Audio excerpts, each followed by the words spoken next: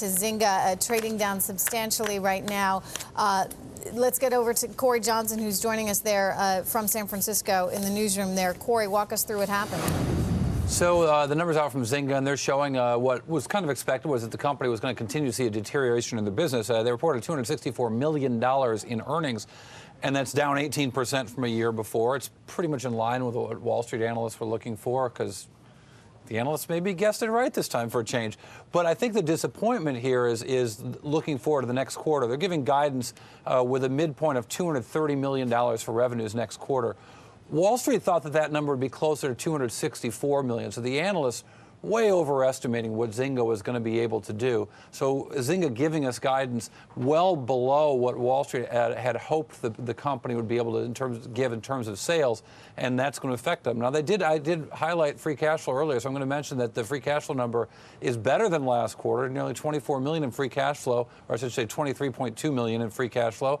So that's better than they did last quarter, but it's well off of what they did a year ago. The numbers are still coming out, and I'll put these into my model and cook something up more fascinating to figure out exactly what's going on there. But generally, continuing deterioration in their business, and they're telling us there's even more to come. Corey, you had described when Zynga first came to market, you said, think of Zynga as a company that produces entertainment, and you're willing to pay money for that entertainment, much like going to a movie. In other words, you're spending money to create a farm that doesn't really exist. It happens online, et cetera. But, I mean, the emperor has no clothes. Are we over this type of entertainment? Is that what's going on? I don't think so. I mean, we've seen Electronic Arts has had actually a lot of success with their social gaming and their mobile gaming. I think that these guys had a couple of hits, and those hits aren't performing anymore. Those have exhausted their life, like a lot of video games will, and they haven't been able to replace them with other hits just as lucrative. Of course, the move to mobile hasn't been great for Zynga with some of those older games, as more and more computing is happening in mobile. I mean, let's think about what we learned from Apple yesterday, right, where we saw that their PC sales are increasingly decreasing part of their business. And so we've seen that from so many other companies. Tie that all together with the strong results we just saw from Qualcomm. That's all about the move to mobile. That's not a place where Zynga's making as much money.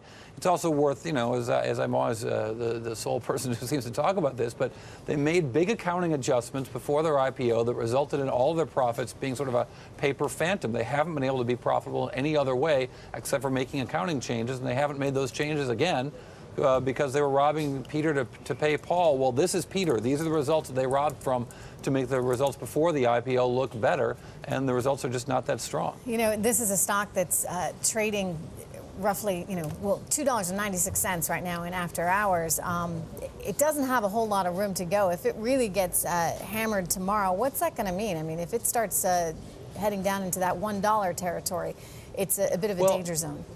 And I haven't looked at the cash numbers yet, but these guys have got about $2.14, or at least last quarter, about $2.14 in cash. So it's trading closer and closer to its cash level. And the question is, this is the perfect argument for why there is something called enterprise value, right? So it's what's the cash in the wallet worth, and what's the wallet worth? So we know what the cash is worth. We know the cash is what the cash is. But if the wallet's on fire, then the cash is, if the cash amount is falling just because it sits in this wallet called Zynga, this thing could actually trade closer and closer to cash, maybe even below, because the ability of investors to get that cash out of that business gets more and more difficult if they can't turn this business into something that makes money. Corey, we were speaking earlier with the CEO of Boyd Gaming, and he was talking about the move to the internet for gaming as future. What about for Zynga?